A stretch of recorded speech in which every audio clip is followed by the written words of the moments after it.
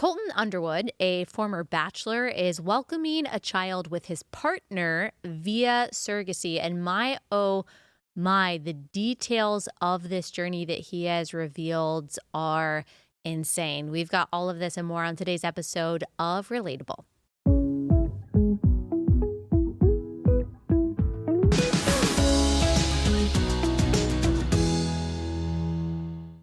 Hey guys, welcome to Relatable. Happy Thursday. Hope everyone is having a wonderful week so far. Okay, we've got the most controversial things to talk about today.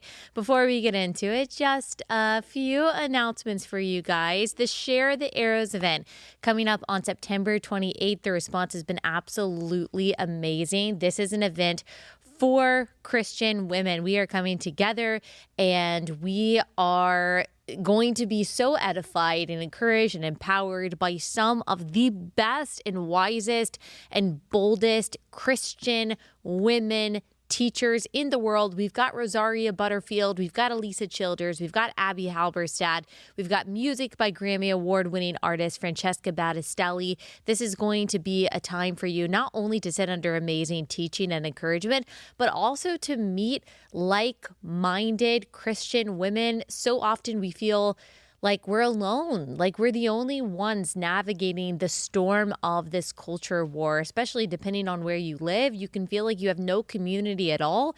And when we feel like we're alone, we are tempted to feel like we are wrong, to feel like we are insane, to feel like it's just not worth pushing back against the darkness in our own lives, in our communities, with our families, but we're not alone. And so this event is going to be a beautiful and refreshing reminder of that. You are going to be with thousands of Christian women who have the same values, the same concerns, the same hopes and dreams and aim of pursuing Jesus as you do, and you do not want to miss this. We've gotten lots of questions about whether it's going to be available for live stream, whether we are going to be going to different cities in the future, and we just don't know the answers to those things yet. I'm not trying to hold out on you, but this is our first event. This is the first event that I've ever done.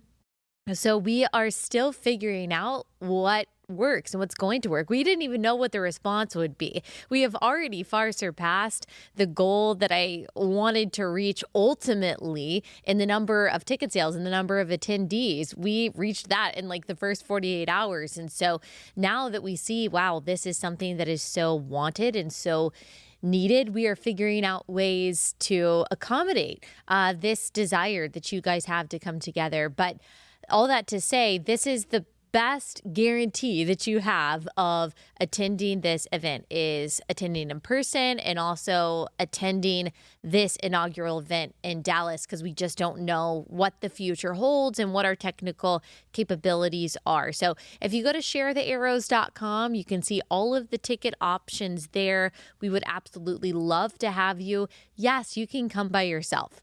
That is totally fine. There are going to be a lot of individuals there by themselves. I promise you, like this is, when I say that the Relatable audience is the best audience in the world, I am not exaggerating. Every sponsor that I have, every guest that I have, every person that has interacted with the Relatable audience always comes to me and says, you've got the best audience. You've got the most generous audience, the most charitable, the most gracious, the kindest, most hospitable audience. I know that's true because every time we post a link to donate items to a pregnancy center, for example, you guys show up and you are so incredibly charitable with the time, the resources that you give to those in need.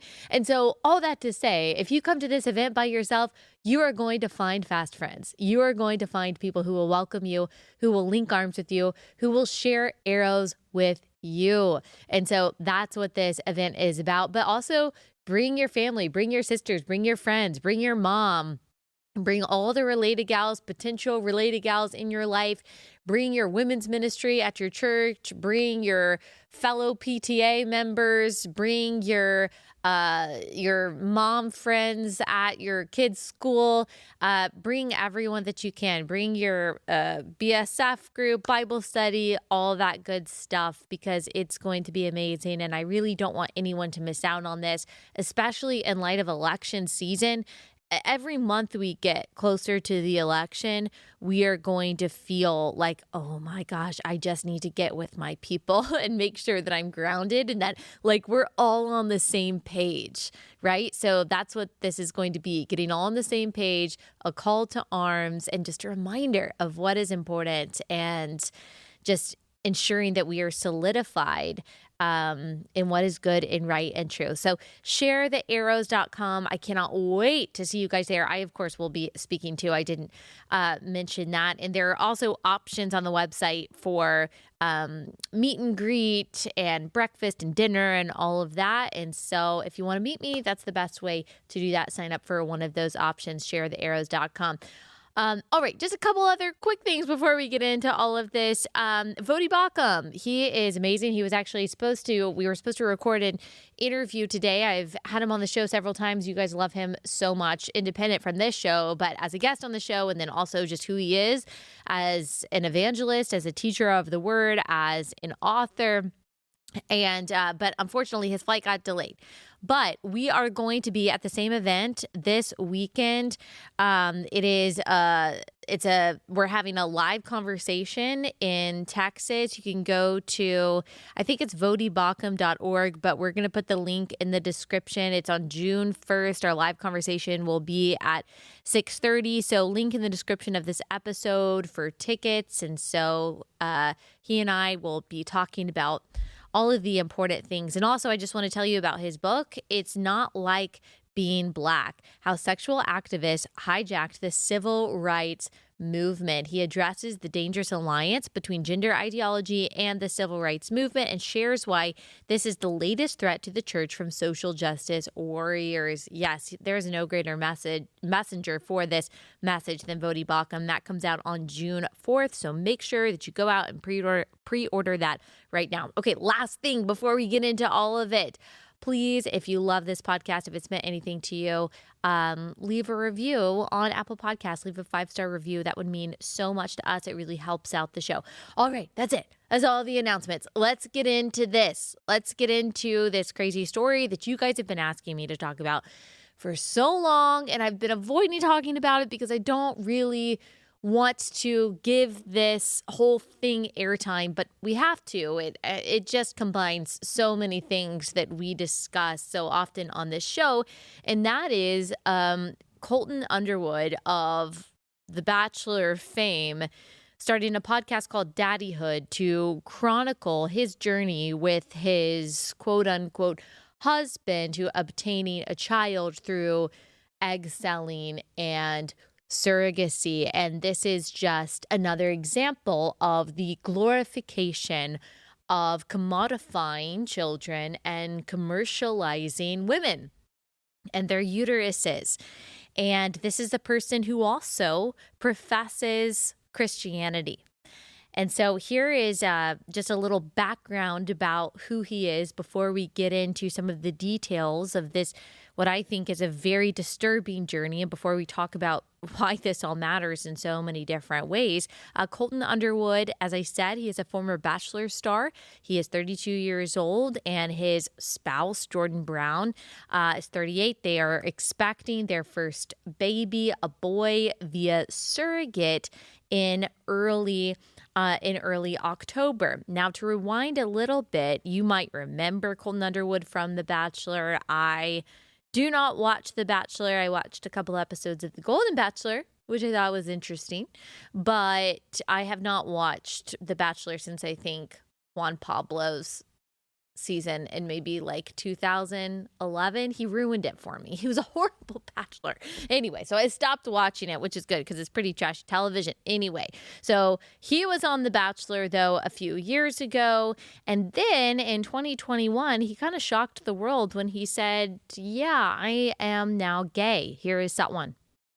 I got closer to God this year, and I know even saying that now as a gay man, people could be like, how is that even possible? And it's like, I don't think unless you understand, I used to wake up in the morning and pray for him to take the gay away. I used to pray for him to change me. And I can now wake up and pray to God, and I can actually have faith, and I can go into church and be present. Yeah, you know, there's so much about that just makes me sad. And obviously, I don't know his background. I don't know his story. I don't know the true feelings and temptations that he has struggled with his whole life. But it saddens me that he feels, as many professing Christians feel, that embracing sin and embracing our temptations is a form of liberation, when the Bible actually says that it is a form of enslavement. And I think of 1 Corinthians 6:11, and actually, if we back up a little bit before that, starting in waiting for it to load, starting in verse 9. Or do you not know that the unrighteous will not inherit the kingdom of God? Do not be deceived. Neither the sexually immoral, nor idolaters, nor adulterers, nor men who practice homosexuality, nor thieves, nor the greedy, nor drunkards, nor revilers, nor swindlers will inherit the kingdom of God. And such were some of you. And such were some of you. But here's what changed. Here's the hope for every single one of us, not just those who practiced or struggled with homosexuality, but for every single sinner. But you were washed, you were sanctified, you were justified in the name of the Lord Jesus Christ and by the Spirit of our God. So the liberation actually comes in realizing that being a slave to our flesh and our sinful sexual desires, that is part of the old self. But now we are new creations because of being made alive in Christ by grace through faith, as Ephesians 2 says, that we can reject and we can leave and we can let go of and repent of our former way of life. Does that mean that we'll never sin again? Does that mean we'll never struggle? Does that mean we'll never have temptations again? No, of course it doesn't mean those things, but it means that we are not walking in the way of our flesh. We are not walking in sin anymore.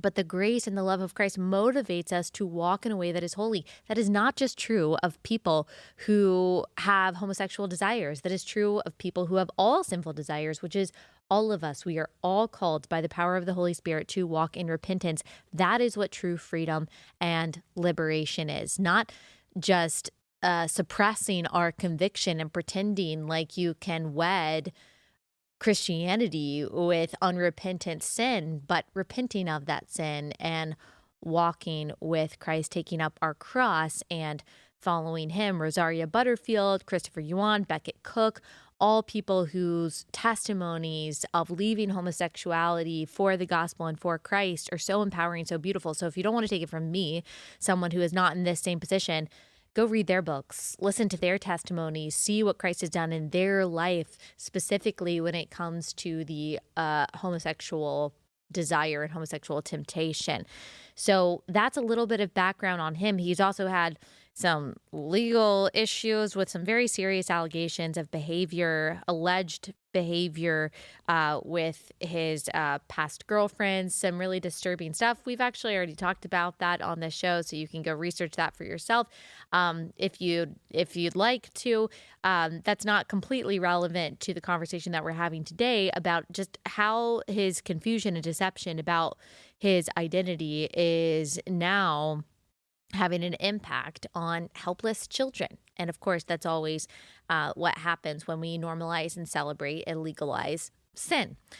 So let me get into that in just a second, but I got to pause. I got to tell you about our first sponsor for the day, and that is Carly Jean Los Angeles. You guys, Carly Jean Los Angeles is amazing. They're actually the title sponsor for that event that I was telling you about at the beginning of the episode, and I'm super excited about that. We've got some fun merchandise that's coming out exclusive for event attendees that's going to be designed by Carly Jean Los Angeles. This sweatshirt that I'm wearing right now, this Freedom sweatshirt that I wear all the time, at least twice a week, is from Carly Jean Los Angeles. They're a capsule clothing company based in LA. They've got a very basic, versatile, adaptable California coastal style that I just love. And so capsule clothing company means that you can get 6 basic pieces to mix and match, and you've then got a versatile closet without having to break the bank and get 20 different pieces of clothing. That's how Carly Jean Los Angeles works. And I can attest to the fact that their clothes work in different seasons of the year, different seasons of my life. I love wearing Carly Jean Los Angeles. menopause, when I'm pregnant, when I'm postpartum, or when I'm neither of those things. Their genes alone are life-changing, and I mean that. Go to carlyjeanlosangeles.com. Use code Allie50. You can get $50 off any order over $100. $50 off any order of $100 or more. That can be 50% off your order if you just spend $100. That's amazing. carlyjeanlosangeles.com, code Allie50.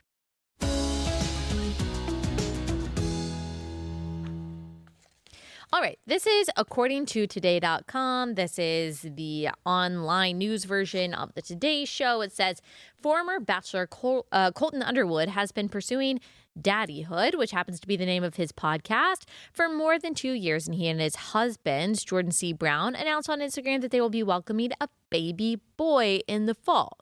It's almost always a baby boy. Almost always a boy. I don't know. That's just strange. Our little boy is coming this fall. The ex-NFL player captioned a photo carousel featuring an ultrasound image. He also posted a video to share his joy about the good news. And if you are not watching on YouTube, it's these men's hands holding this ultrasound image of this little baby in a womb. Question is, whose womb? And we'll get to that. Becoming a father, the Today Show says, has always been a goal of mine, Underwood said in a backstage interview when he visited Today earlier this year. It's been something that I've always wanted to accomplish, and I never thought it was possible as a gay man. His path to parenthood wasn't an easy one. Underwood was told early on that his active sperm count was low, so he worked with doctors to determine a plan of action. He did change his lifestyle. His sperm count bounced back, he said. And so then they were able to find an egg seller. The reason, again, I don't say egg donor is because it's only called egg donor because of a technicality. It's not actually legal to sell human tissue in the United States. And so egg donors say that they are being paid for their time and their effort, not actually their eggs, but we all know the truth. They're not donating their eggs. They are selling their eggs. And so when people say, oh, surrogates, egg donors, they're so altruistic. No, they're getting paid very often tens of thousands of dollars to sell part of their body, very often to men like this.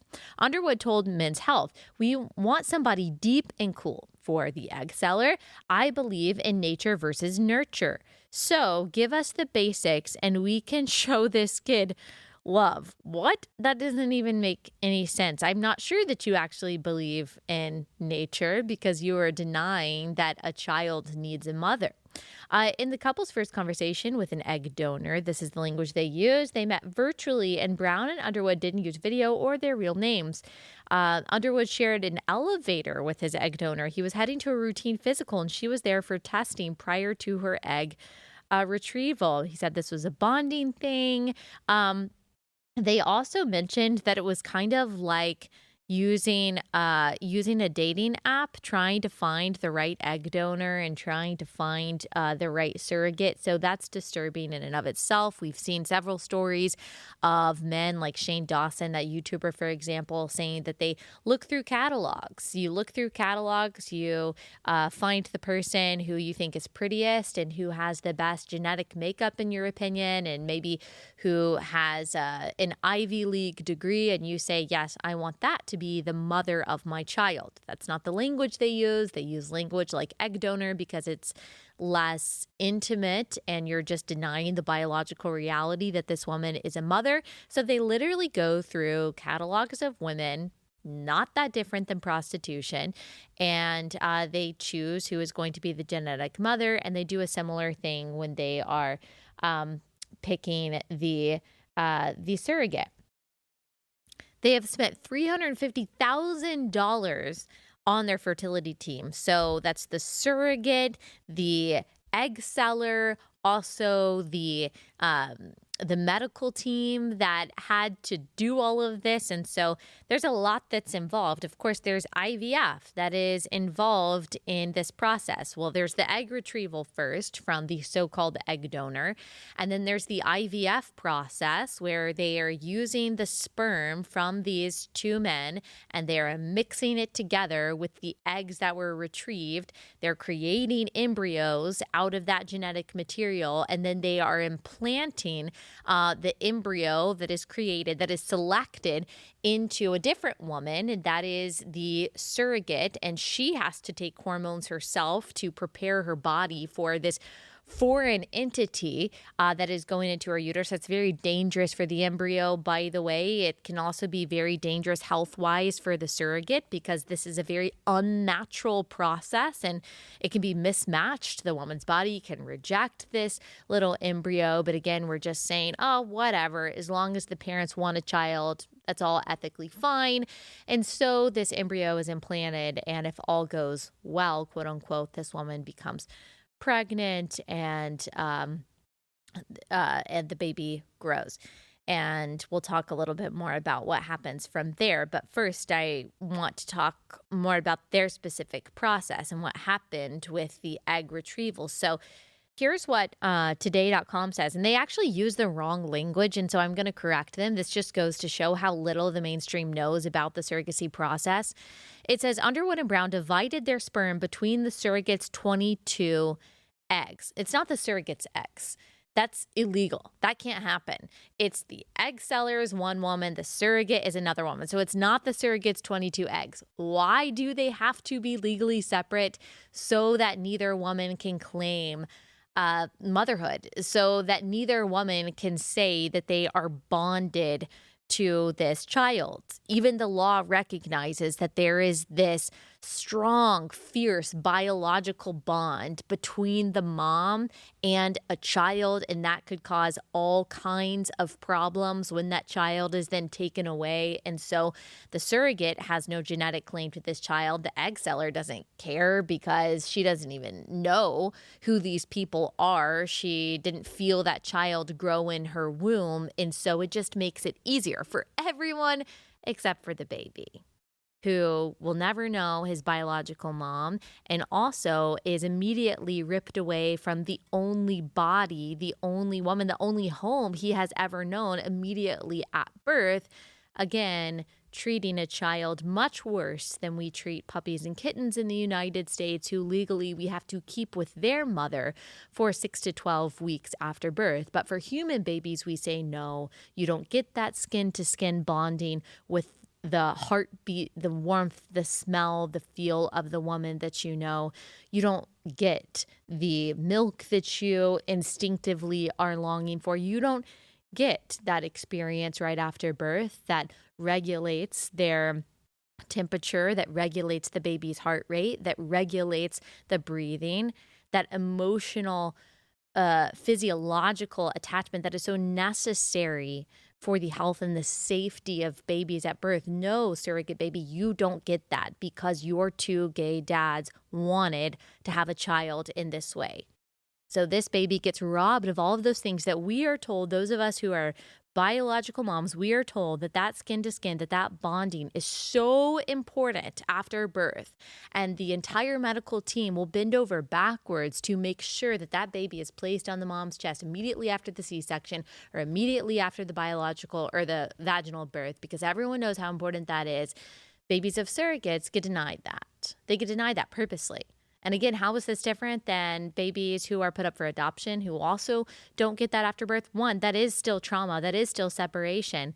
But surrogacy creates a broken situation from the get-go, from the point of conception. It purposely creates a broken situation. Adoption redeems a broken situation. So the life is already created with adoption, then adoption tries to redeem that broken situation. And then surrogacy creates the broken situation from the point of conception. You are creating a life to purposely rob that child, in this kind of homosexual case, from of a mother or a father in different ways if you're talking about sperm donation. I also want to focus on this. Underwood and Brown divided their sperm between the egg seller's 22 eggs. 22 eggs? They divided their sperm. There's a little confusion here. Again, I think this just goes to show that this author at the Today Show doesn't really know how to explain this. They ended up fertilizing three embryos. Again, that's not quite the right language. So it sounds like they fertilized the 22 eggs, but perhaps they only ended up with 3 embryos. Again, this is a very dangerous, risky process for the little lives that are being created. So there's 3 embryos. They transferred the one embryo that doctors deemed quote unquote healthiest. And they even put it in quotes because we don't know exactly what that means. Did one of them have a chromosomal disorder? Did they have Down syndrome? What happened to the other embryos? Were they discarded? Were they allowed to thaw? Will they be just frozen indefinitely? We don't know what means healthiest. And I have a hard time believing that they didn't also purposely choose a boy. And so this is very common among anyone who uses IVF, not just two men, is that the gender that's wanted for the first child is very often, but not always, but very often selected. And so the other 2 or the other 5 or the other 12, they get discarded, they get indefinitely frozen. So many ethical issues with IVF that even Christians so often are just not even willing to look at. But this is, of course, what happens when we sacrifice the well-being of little image bearers of God for the wants and the whims of adults. That's what happens here. Because if we believe, as we say we do as pro-lifers, that life starts at conception, that a person is a person no matter how small, that embryos are made in the image of God, then indefinitely freezing them or thawing them or eugenically selecting them based on their gender or based on their ability or disability is not a way to treat that little embryo that's made in the image of God. And so the whole process from the very beginning is extremely corrupt. Is it good to want a child? Yes. If you used IVF, do I know that you love your children who are made in the image of God? Absolutely, 100%. But that does not mean that we should be thoughtless about this entire process, especially when we are talking about this situation in which 2 men are purposely robbing a little boy of the love of a mother, which every child needs, especially in those early years throughout your life, but especially in those early years, simply because why? Because of their wants. Putting your wants above the well-being and needs of a child is really one of the most wicked things that you can do, right? And yet this is being glorified as quote unquote daddyhood. I'm sorry, but this is selfishness. It is. I'll get to the rest of this in just a second. Let me pause. Let me tell you about a very fitting sponsor for what we're talking about, and that is Every Life. So Every Life is a pro-life diaper company. They're absolutely incredible. While the other trusted household diaper brands vocally and financially support abortion, which is just insane, Every Life believes that no matter how a baby is conceived or planned or unplanned, regardless of socioeconomic background or skin color, that every baby is a precious gift from God, deserving protection and celebration. They are the fastest growing diaper company in America because we want to spend our money on companies that align with our values. And Every Life supports all of the parents that work for them, ensuring that they are financially supported, ensuring that they have all of the help that they need to be able to have their children, spend time with their children, raise their children in a healthy way. They also have something called Buy for a Cause. It's a bundle that you can buy on their website, and they use this bundle to assist families in need, pregnant women who are in crisis, who need free resources. You can buy this bundle. They will donate that to a pro-life organization that will then supply women in need with these free resources. If you go to everylife.com and use code Allie10, you can enjoy a 10% discount on your first order. We love Every Life in our home. They really work. Great ingredients too. Everylife.com, code Allie10.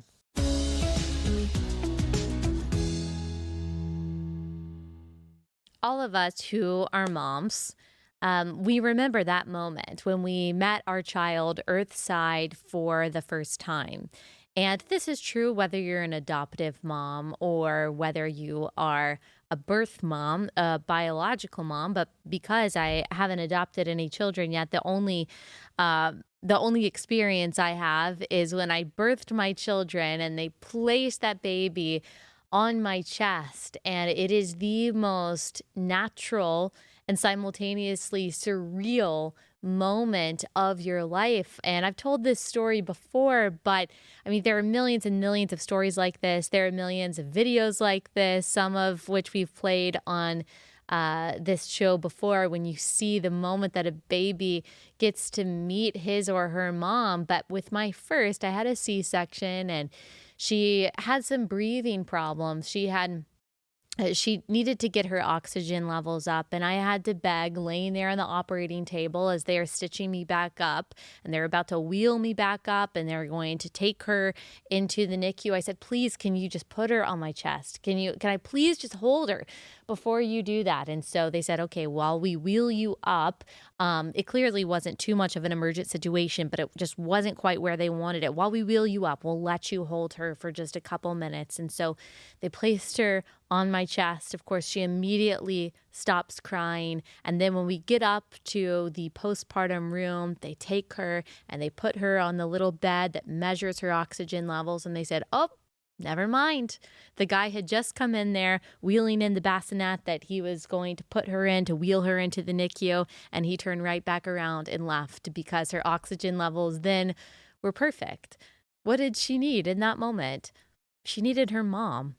She needed me. She needed the only heartbeat, the only feeling, the only smell, the only bond, the only home, the only human she had ever known.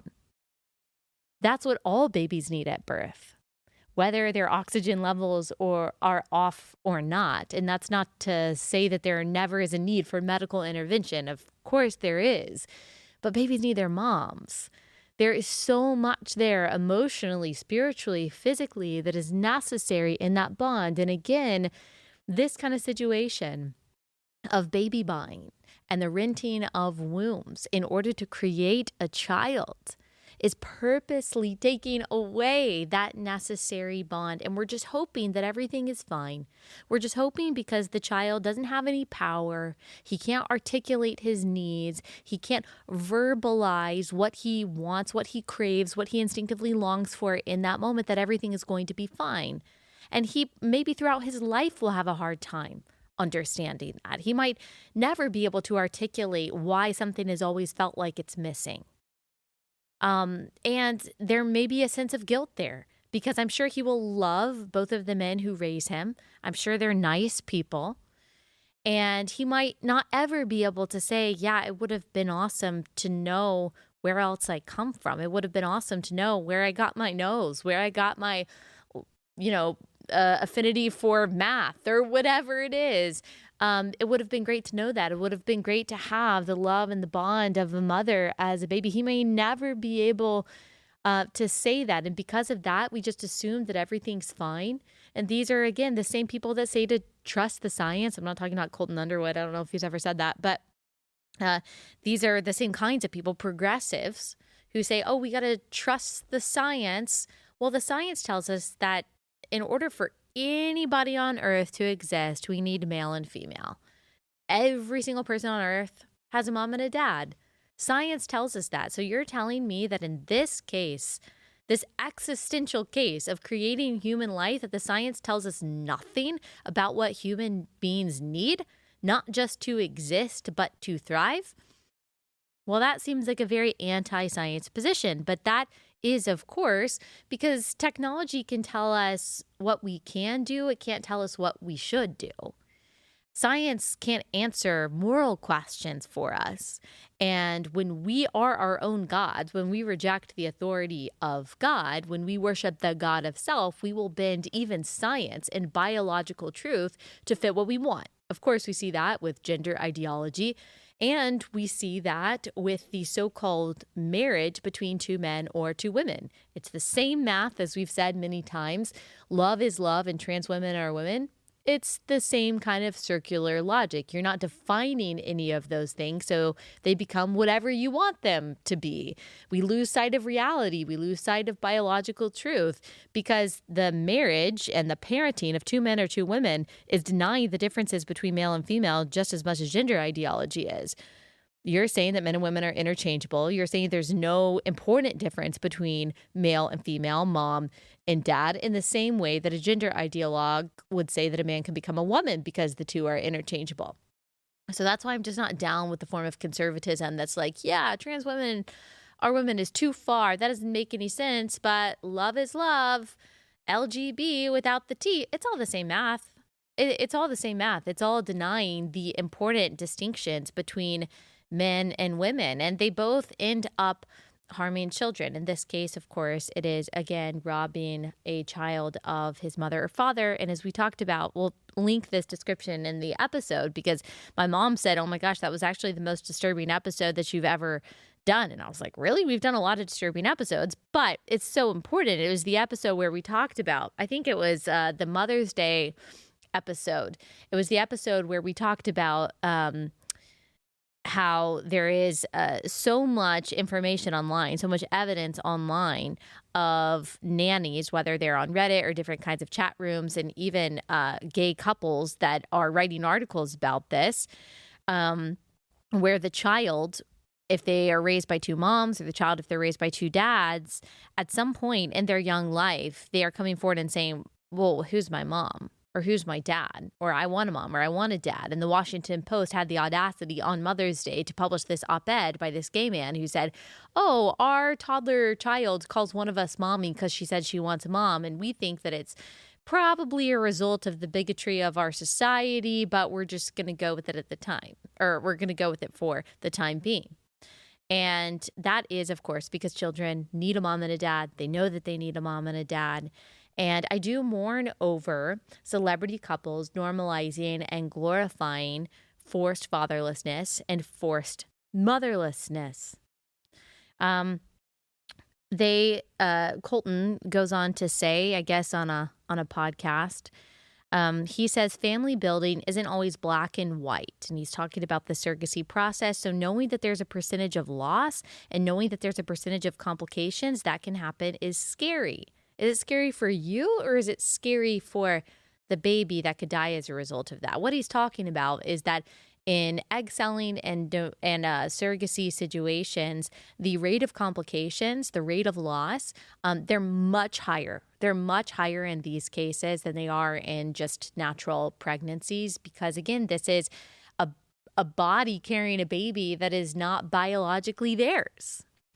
And so you're looking at complications and losses that these children are suffering from. And he says kind of flippantly, that's scary. Is it that scary?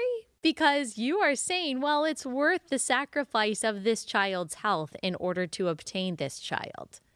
You know that the rates of complications and the health problems that the baby can suffer from, that they're much higher in these surrogacy pregnancies. And yet you're saying, let's go forth with it because I want a baby. Doesn't matter if this child has to spend a month in the NICU, again, because we purposely created a situation that is riskier for them, because you just want a child. That is extremely self-centered. It's extremely self-centered. On a new episode of The Most Dramatic Podcast Ever with Chris Harrison, the former Bachelor host, Underwood shared that he and his partner do not know whose sperm was used to conceive the baby.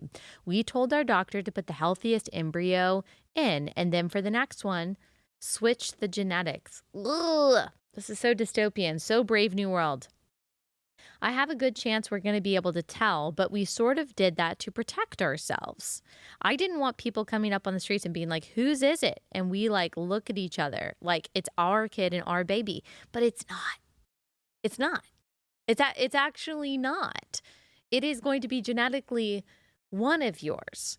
And so that's the thing. It's like you make a choice to enter into a fruitless relationship. Like, you know that sex between two men and two women cannot produce fruit.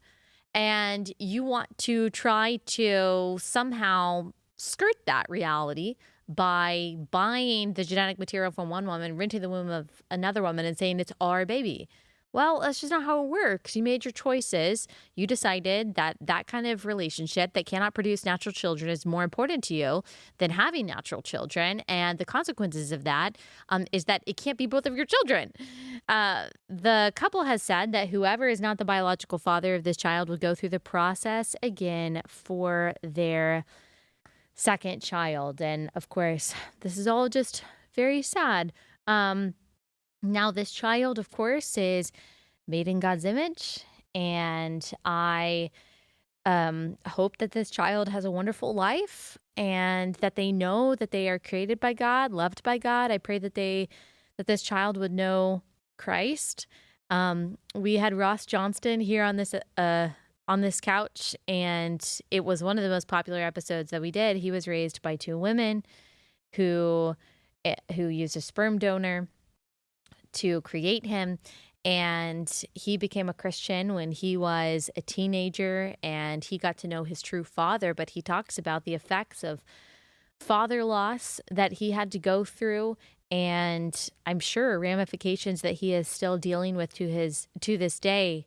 And yet the Lord has used him, has used his testimony to bring others to himself. And I'm so thankful for that. So I hope that for the children of these two people, of these two men who unfortunately will never know their mother. I've got one more thing to say about this subject before we switch to the next topic. But let me pause. Let me tell you about our next sponsor for the day. And that is Freedom Project Academy. All right. I don't have to tell you about the propaganda that's in public school these days. Maybe you are just fed up, but you don't know what to do. You don't have a whole lot of Christian school options in your area, but you are ready to pull your kid out of the godless public education system and give them something better. You need to check out Freedom Project Academy. It offers live, on-demand, and homeschool courses for students K through 12. It's built on Christian values, classical curriculum. Students read full books. They write in cursive. They study the full scope of history. They graduate with knowledge years above their public school peers. Right now, Freedom Project Academy is allowing you to save 10% on tuition when you enroll at freedomforschool.com. That's freedom, F-O-R, school.com. You can check out their fully accredited courses, teachers, preview classes, request a free information packet.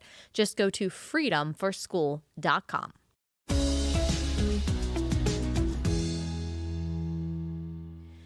I saw this commentary on a medical study that was published in PubMed in 2007, or you can see it in PubMed in the National Library of Medicine. And it's titled Cell Migration from Baby to Mother.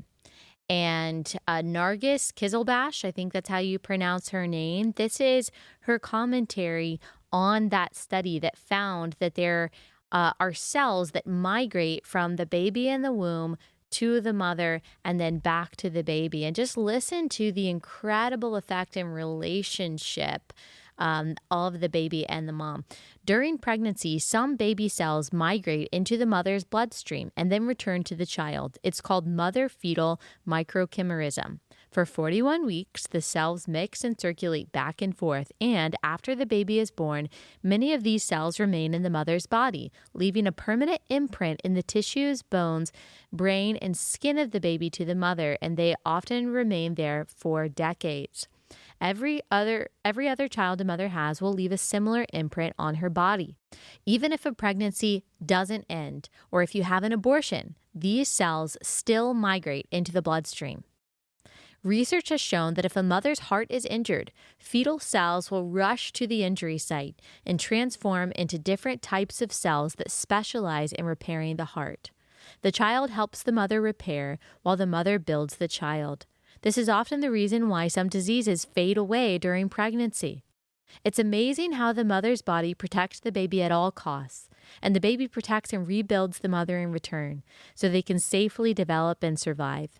Let's think about pregnancy cravings for a moment. What did the mother need that the child made her wish? The studies also showed the presence of fetal cells in her mother's brain 18 years after birth. How wonderful is this? How incredible is God's design? How necessary are moms that imprint on our bodies because of the children we have carried? Think about the implications when we are talking about abortion. The rejection not only of your child's body, but of your own body, because you have already had this kind of symbiotic healing relationship with them. And yet, even as your child's cells have tried to heal you, you then kill that child. How dark and demonic is that? And how awful and evil then is surrogacy? You become a part of that child becomes a part of you, and then you rip that child away. Again, not even giving the baby an opportunity to bond with the mother that he or she has become a part of. I also read the other day, and as a mom of 3, you think you think you've learned everything about baby development, and then you learn something new, that a baby until about 9 months old, sees the mother and feels that his or her mother is just a part of her body, a part of his or her body. They feel that they are basically still in the womb for the first few months of their life. And I actually see this. It is around 9 months old that you watch your baby come to the realization that you left the room, that they have been left with someone that is not you, whether it's like with a sibling or with a grandparent or with the dad, and they all of a sudden are turning around and looking for mom. It's like they have developed the awareness that, oh, she is a separate entity that is not a part of my body. She's not in the room anymore. And I feel that loss. The incredible bond that God has created between the mom and the child. And that is why historically fatherlessness has been a much bigger societal issue than motherlessness, because it is simply rare for a mother to just be able to sever that bond. Are there bad mothers? Of course there are. Is there motherlessness? Yes, but it is very rare. It's becoming more prominent, though, because we are purposely manufacturing these motherless children because of the whims of gay men. And that's what's going on here. It's not something to be glorified or celebrated or to be commercialized as a podcast, but it's something to be mourned and to pray about. All right, let's move into our next subject, and that is commercialization of embryos and the trampling upon the rights of these young babies made in the image of God. But in this story, it comes in a different way. And the headline is Erin Andrews, the sports reporter that a lot of you guys know. She's very famous. She is partnering with Enfamil, committing $50,000 to support women struggling with infertility. You're not alone. Now, I do not have anything against, obviously, supporting women who struggle with infertility. That is a heartbreaking condition. It's a heartbreaking road to walk. There are women I know who have suffered with infertility for decades. There are women I know who, by the grace of God, their infertility, whatever was causing it, has been healed through natural methods and mechanisms. They did not have to rely on IVF. There are women I know who struggled with infertility. They were told IVF is their only option. They went through IVF. They're thankful for their children, but they regret the process that they went through. And so I've spoken to many women who have struggled with prolonged infertility. This is a heartbreaking road, and I commend Erin Andrews for having a heart for this, absolutely. But this is not the way to support women. So let me read the summary of this story. She is an NFL sideline reporter for Fox Sports, and she is entering into this partnership and initiative called the MAC Grant, and that is named after her son, that is committing $50,000 to Baby Quest. This is a nonprofit organization that provides financial assistance to people who are unable to afford things like IVF. So that's what she's doing. She is offering money to couples to use in vitro fertilization. So a little background on her own fertility journey. She is married to Jarrett Stoll. He is a former NHL player. In 2016, her oncologist recommended that she and Stoll should freeze, she should get her eggs retrieved, and they should make embryos together, and they should freeze those embryos because she was sadly diagnosed with cervical cancer. Andrews underwent 2 surgeries. She was declared cancer-free, but they decided to move ahead with IVF in the event that the cancer returned. And she did several rounds of IVF, 9 rounds of IVF over 9 years, which I'm sure was so hard on her body, so hard on her mentally and spiritually. But we can't forget the fact that we're also talking about the loss of life. We're talking about the loss of life in an inherently risky process. She said, we lost twins via surrogacy, and that was really hard. I really struggled mentally. I didn't handle it very well. I kind of tried to push it aside and act like everything was okay. I'm sure that was absolutely awful. She said, I could not stop crying, she says, when she found out that an embryo transfer had resulted in implantation and she became pregnant, and she eventually gave birth to that healthy baby and named him Mac. She said, Mac was our golden embryo. He was our last hope. So a lot of loss for her emotionally, but again, a lot of physical loss of life of children, again, all in service to the wants of adults.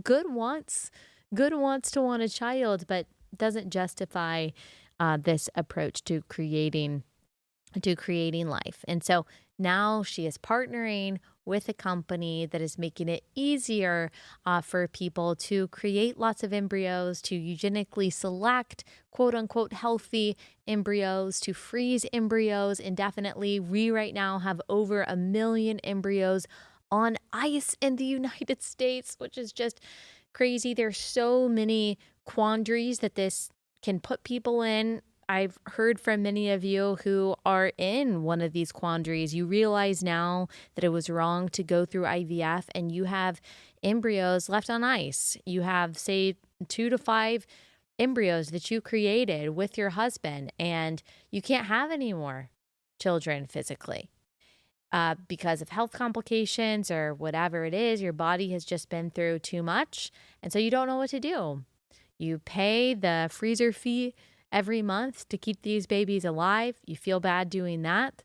You can't stand the idea of adopting out your children because you don't know who they're going to end up with. In many cases, there are some private adoption situations where you can select or you can be more involved in the process, and it's very direct, but you don't know what kind of life they're going to live if you allow an adoption agency to adopt out your children. So that can be very hard. And then some women are like, okay, but do I use a surrogate to try to carry my children, to birth them? And then you've got a whole other quandary there because you are renting the womb of another woman. And again, you're breaking the bond at birth. And so it creates such a cascade of ethical problems. And that is why I just say to you, if you are considering IVF, don't do it.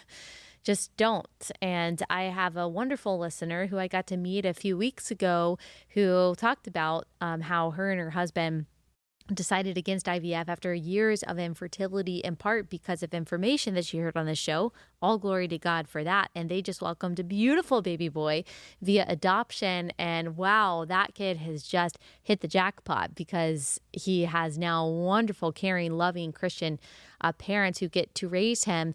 And that broken situation was redeemed, not made perfect. The ideal situation is that we are all raised by our biological mom and dad who love us.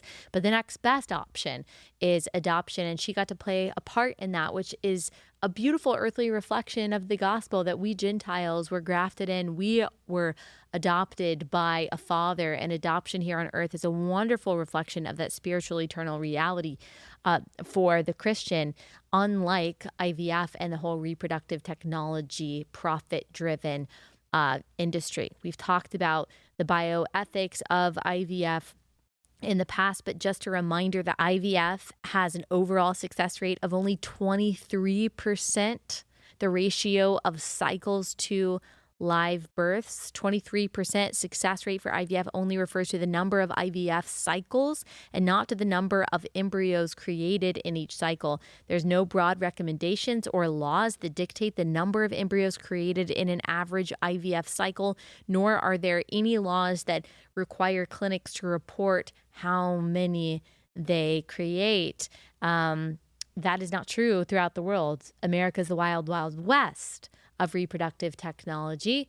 In places like France and Canada in Italy and the UK. There are much tighter restrictions and regulations around surrogacy and egg retrieval and IVF. It would be much better for us to at least move in that direction. But unfortunately, America is the place for profit. And we very often put profit over ethics. And so I think this is an unfortunate partnership for Erin Andrews. I understand why she wants to do it. But again, this is just the glorification of the commercialization of human life.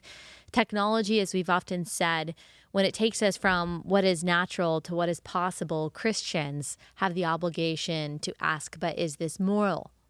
But is this biblical? We live in a very disordered society where we sacrifice the well-being of the weakest, of the voiceless and the powerless children for the wants of the most powerful. We saw that during COVID too. It's because children are always the unconsenting subjects of progressive social experiments.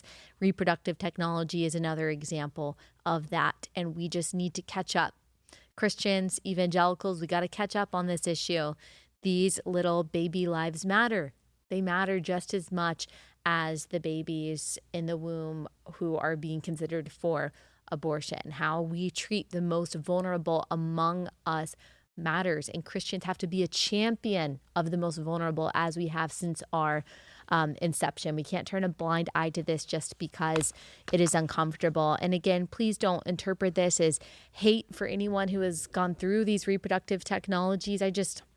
I've learned too much about this. I mean, when you have talked to, for example, if we're talking about surrogacy, when you have talked to a woman who was forced contractually, legally by two men to have an abortion or to allow the child to be born prematurely and to not get any medical help because these two quote unquote dads decided that they no longer wanted the baby their surrogate was carrying because that baby might have some kind of health complications. When you hear stories like that, that's not the only story that I've heard like that. It is really hard not to passionately preach against evil practices like that. There's so much more corruption than we even know and talk about on the show. That's why it matters.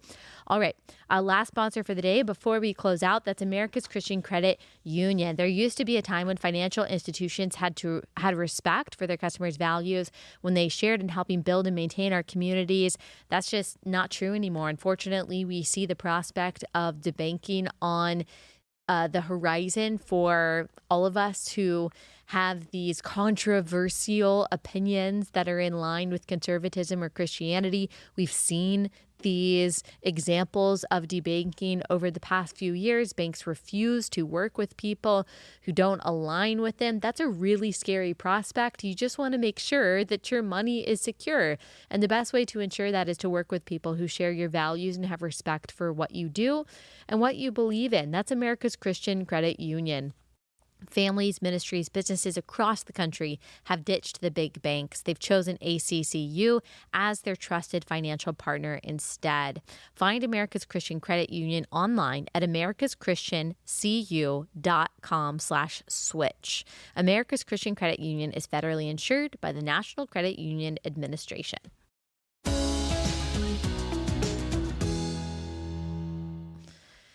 All right. That's really all we have time for today. We have so much more on my research document that I didn't get to. But as always, there is so much more to discuss than we actually have time to talk about on this show. We've got a lot of good episodes coming up next week, some subjects that you guys have been asking me to dive into that we just haven't had the chance to yet, that we will get into next week. And I'm super excited about that. As always, if you've got some feedback, if you've got things that you want us to talk about, you guys are our executive producers. And so feel free to send me a DM on Instagram. And I try to check those, and you can leave a comment on YouTube as well. If you haven't already subscribe to YouTube, our YouTube channel, please do that. And please click the little bell underneath this video so you get notified every time we upload a video. That would mean so much. Also, Relatable, we are going to be announcing our Father's Day merch very soon. Related Gals, make sure that you are staying tuned for that so you can buy that for the Relatable in your life for Father's Day. All right, guys, I will see you back here on Monday.